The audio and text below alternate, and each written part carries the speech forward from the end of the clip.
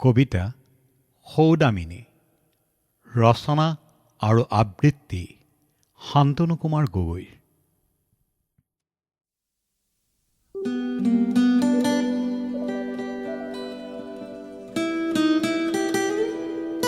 জানা সৌদামিনী, ভালপোৱাৰ দিক চৌবাটেৰে সেমেকা শীতৰ কুঁৱলী সন্ধ্যা, কপা ওঠত মোৰ ৰাগ মেঘমল্লাৰ।